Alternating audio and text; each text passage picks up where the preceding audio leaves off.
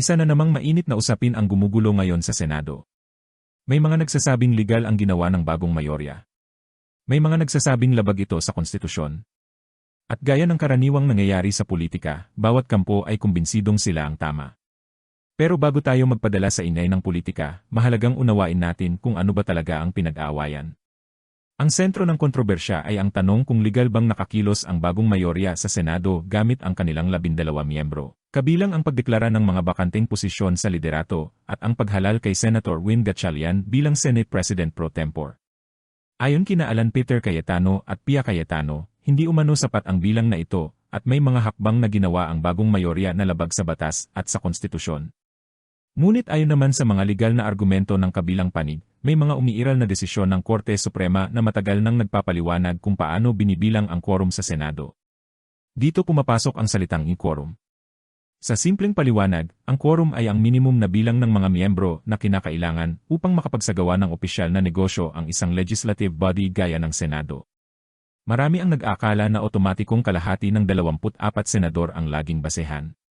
Ngunit ayon sa ilang desisyon ng Korte Suprema, partikular sa kasong Abelino y Cuenco noong 1949, hindi ganoon kasimple ang usapin. Sa naturang kaso, kinilala ng Korte Suprema na maaaring isaalang-alang kung sino-sino lamang ang aktual na available para gampanan ang kanilang tungkulin. Ibig sabihin, may mga pagkakataong hindi lahat ng opisyal na miyembro ay kasama sa pagbibilang kung sila ay hindi available dahil sa mga espesyal na sitwasyon.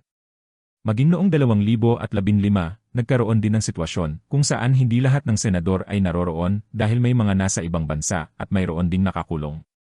Gayunpaman, kinilala pa rin ang quorum at nagpatuloy ang sesyon ng Senado. Ito ngayon ang pangunahing argumento ng mga nagsasabing legal ang mga hakbang ng bagong mayorya. Sinasabi nila na kung tinanggap noon ang prinsipyong ito, bakit biglang mali ngayon? At dito nagsisimula ang mas malaking tanong. Pareho ba ang aplikasyon ng batas noon at ngayon? O nagbabago lamang ang interpretasyon depende kung sino ang nakikinabang at sino ang nawawalan ng kapangyarihan? Dahil kung susuriin natin ang mga pahayag ng magkabilang panig, hindi lamang ito simpleng debate tungkol sa batas. Isa rin itong malinaw na laban para sa impluwensya at kontrol sa Senado. Ngunit mayroon ding isang mahalagang legal na detalye na madalas hindi na ipapaliwanag ng mabuti sa publiko. Magkaiba ang quorum para makapagtransaksyon ng negosyo ang Senado at ang bilang na kinakailangan para maghalal ng Senate President. Ito ang puntong madalas nalalaktawan sa mga diskusyon. Ayon sa mga legal na interpretasyon, maaaring sapat ang 12 senador upang magsagawa ng ilang prosedural na aksyon kung sila ay bumubuo ng quorum ng mga available na miyembro. Ngunit iba ang usapan kapag maghahalal na ng bagong Senate President. Sa ganitong sitwasyon, ang hinihingi ng konstitusyon ay mayorya ng buong Senado. Kung ang kabuang bilang ay 24, nangangahulugan ito na kinakailangan ang hindi bababa sa 13 boto upang legal na makapaghalal ng bagong Senate President. Kaya maaaring may kapangyarihan ang mayoryang grupo na magpatuloy sa ilang gawain ng Senado, ngunit wala pa silang sapat na bilang upang magluklok ng bagong Senate President. Ito rin ang dahilan kung bakit may mga nagsasabing nananatili pa ring Senate President si Alan Peter Cayetano habang wala pang nakakakuha ng kinakailangang bilang ng boto para sa bagong halal. Kung tutuusin, hindi simpleng usaping legal lamang ang ating nasasaksihan.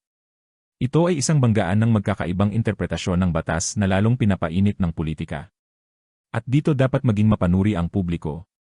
Dahil sa bawat pagkakataon na may politikong nagsasabing labag sa batas, dapat nating itanong, pareho ba ang inyong paninindigan noong kayo ang nasa kapangyarihan?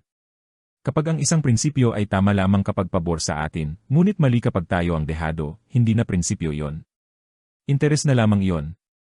Nakakalungkot na habang abala ang ilang opisyal sa pag-aagawan kung sino ang may kontrol sa Senado, ang karaniwang Pilipino ay patuloy na nakikipaglaban sa tumataas na presyo ng pagkain, bayarin sa kuryente, kakulangan ng trabaho, at iba pang suliraning mas direktang nakaapekto sa kanilang buhay. Habang sila ay nagtatalo kung sino ang may hawak ng martilyo ng kapangyarihan, ang taumbayan naman ay naghihintay ng mga batas at solusyong tunay na makapagpapagaan ng kanilang pamumuhay. Sa huli, ang pinakamahalagang tanong ay hindi kung sino ang mas magaling magsalita sa telebisyon o sa privilege speech. Ang tunay na tanong ay kung sino ang may kakayahang maging pare-pareho sa paggalang sa batas, kahit hindi ito pabor sa kanilang pansariling interes. Dahil ang batas ay hindi dapat parang ilaw na binubuksan kapag pabor sa atin at pinapatay kapag tayo ang natatalo. Ang batas ay dapat pareho ang liwanag para sa lahat.